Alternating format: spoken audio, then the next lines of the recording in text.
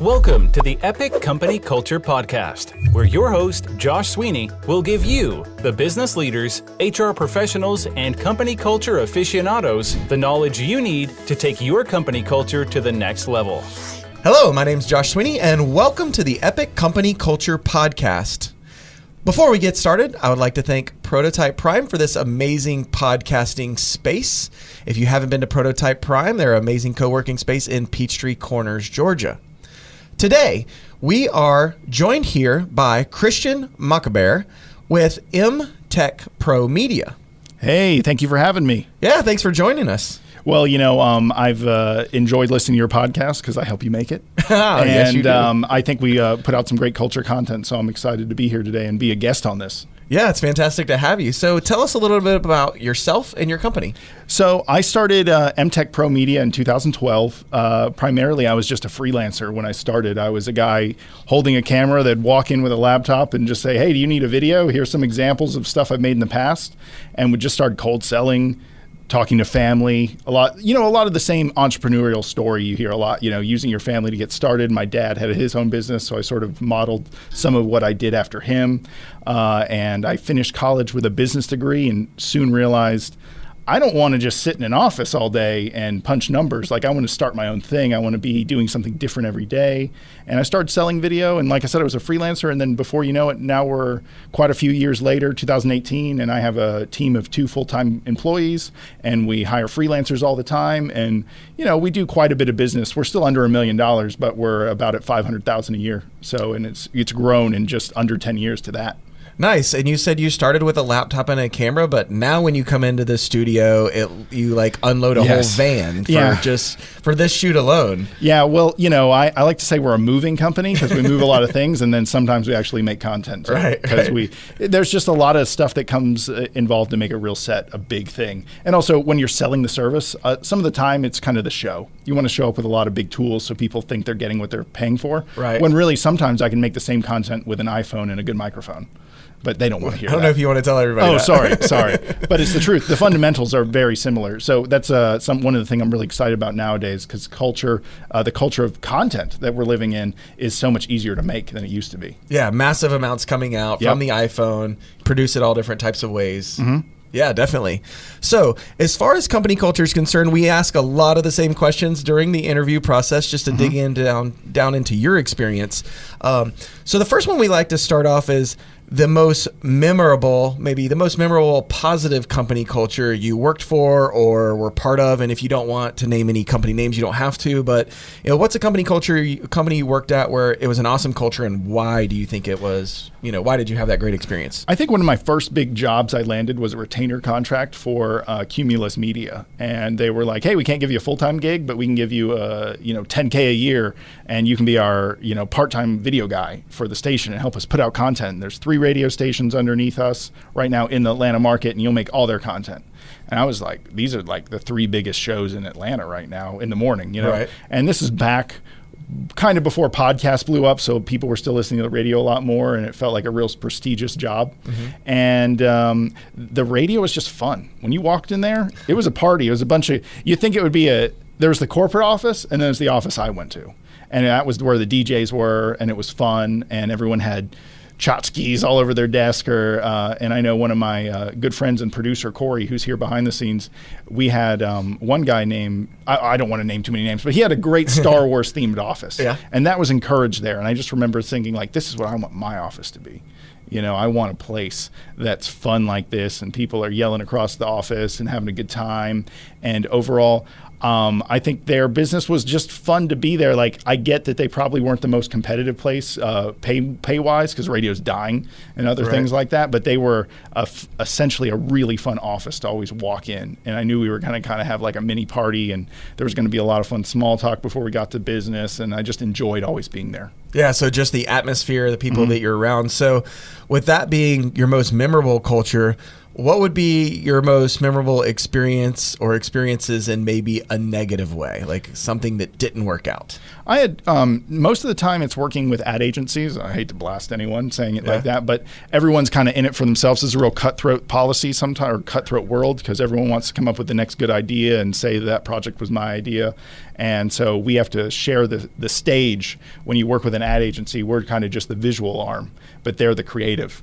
And sometimes we've had to, I felt like a little more combative than I would have wanted to, because I have good input on a basic technical level that I think we should follow, but it can't get in the way of their vision. You know, and so we've had a lot of battling with ad agencies. Maybe battling's way too strong of a word, but I just feel like if they could let go of a little more of the creative and not feel the ownership so much and see us more as partners and teammates instead of just the contractors we're hiring, it would have been a much better company culture. So, and I've heard you talk about that, contractors and remote employees sometimes not treated as well as they could be. And I felt that firsthand quite a few times. Yeah, definitely. I mean, I have a friend that works for a Fortune 500, and I think he was telling me a story around, and this is recently, where like all of their contract workers were in another building. They were like separated from everybody else. Yes. They didn't have the same access Not part of the level. village. They're not part of the village. Exactly. So everybody wants to be part of the village, whether you're part-time or contract or 10 hours or 20 hours or 1099, whatever it might be. Yeah. So yeah, you got to get everybody working together for sure. And also the ad agency, I want to kind of say a few more things on that so I don't just sound like I'm dissing them.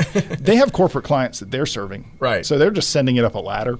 And you'll get feedback on something that was approved like 3 revisions ago. And they're like, what's going on? Why are we redoing this now? And so you just kind of have to go along for the ride when you do a big corporate project, because there's just a lot of people that have to approve it. Yeah. So I think that's sometimes. But ad agencies, I also feel like sometimes they could always improve the way they treat contractors. Gotcha. Yeah. Do it. Awesome. Well, treat your contractors better. I guess that's the takeaway from that one. Absolutely. As far as company culture within MTechProMedia, what is your favorite thing about your company culture? What do you enjoy the most about it? This year, I know the object that was like, this represents our company culture. We installed this new shelf because we have this awesome meeting room. We call it the War Room. It has a big conference table. It's kind of the first impression when you walk into our office space. And I was like, this doesn't represent us. It's half storage. It's half big random conference room table. Like, this room needs a little more definition. So let's put a big shelf on one side and fill it with things that represent us.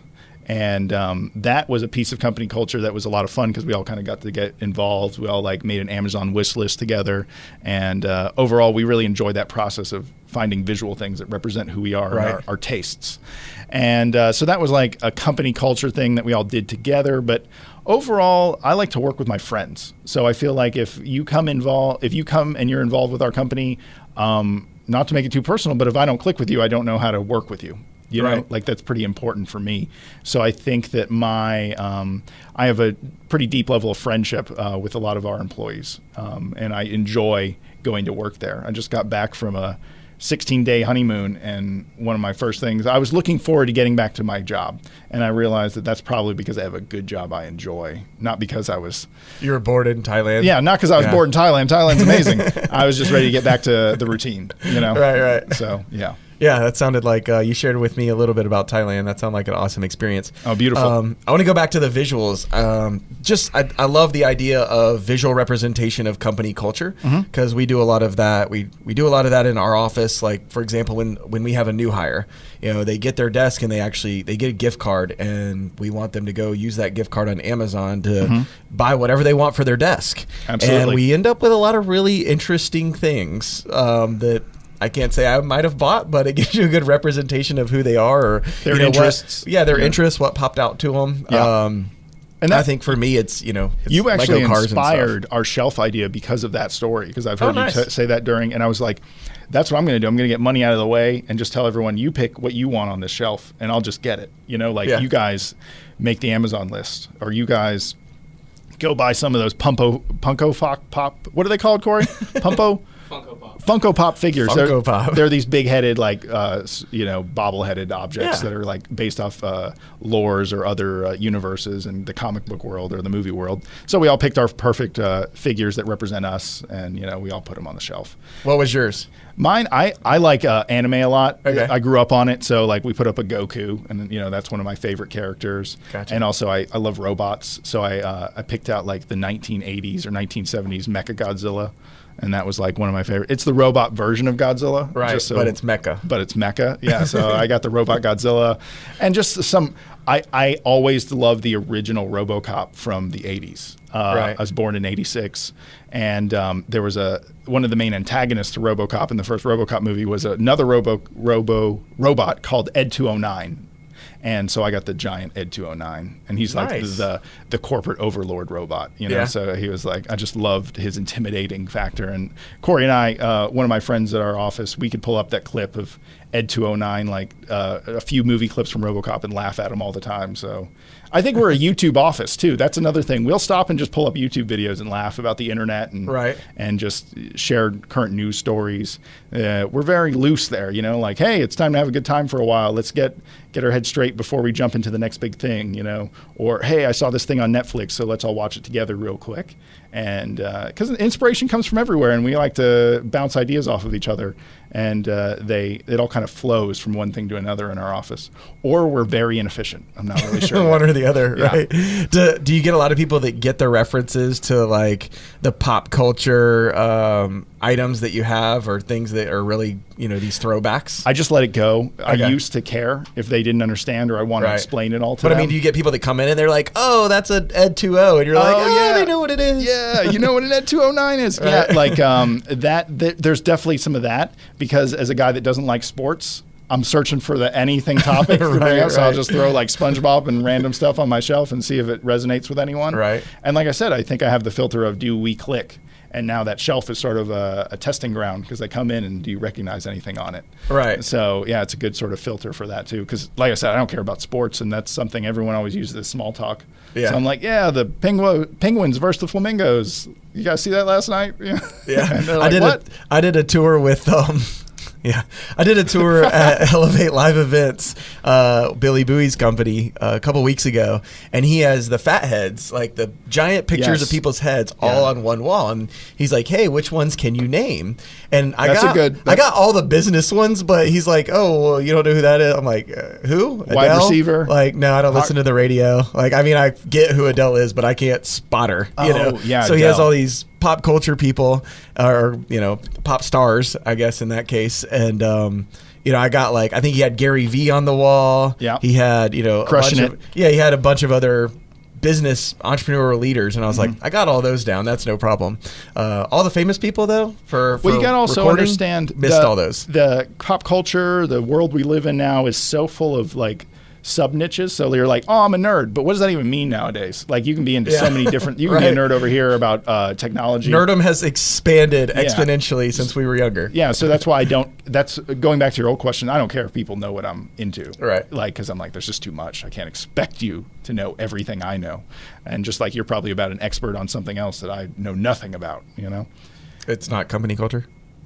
No, not company culture. You're an expert now because you sit in on the podcast. Yeah, I get to listen to a lot of great people. I think that's, and you also get to see what they care about in their business, and how that differs from my own point of view in a lot of times. So it's kind of cool seeing these people come together and share their ideas. I've definitely gotten a lot of value out of being in the recording booth with you. How many episodes have we done so far? Near 100? I think we're like, right around 100. That's I think a good we milestone. Produced 90. It was like 98 or something the other day I saw, and then I think we've released 55 of them at this point. That's the coolest thing. You have that whole backlog. It's automated. Yeah, they've been cranking out. So you know how to launch a podcast. I think I was telling you that on the phone the other day, that it's about the long game, right? Not about like, oh, I didn't get 1 million downloads on my first episode, I guess quit. Right, I'm done. Yeah, it's not that. It's not like that when you launch a podcast. Hopefully we get to 1 million at some point. Oh yeah, fantastic. You'll absolutely cross that. So last question on company culture today. What are you most looking forward to in your company culture? Or is there a struggle, or is there something you really want to enhance? What are you most looking forward to? It's a little off topic, but I'm looking forward to growth. Okay. I'm looking forward to bringing in the third member of the team. We've had 3 and 4 members before as full-time employees, and I liked those teams more because you didn't have to lean on 1 or 2 of your all-stars all the time. Right. You kind of spread the work around.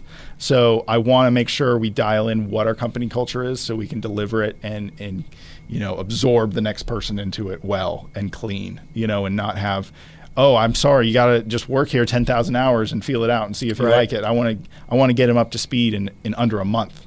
I want to see if they like what we do as quickly as possible. So building our onboarding process to define it a little more clearly and start interviewing and get the next person on our team. Awesome. Well, thank you for joining us on the Epic Company Culture Podcast. Yeah. Take care. Thank you for tuning in to today's episode of the Epic Company Culture Podcast with Josh Sweeney. If you enjoyed this content, please subscribe on iTunes, SoundCloud, or Stitcher. For additional content and transcripts, visit epicculture.co. If you have questions or topics you would like us to address or expand on, tweet us at epicculture1 or email at podcast@epicculture.co.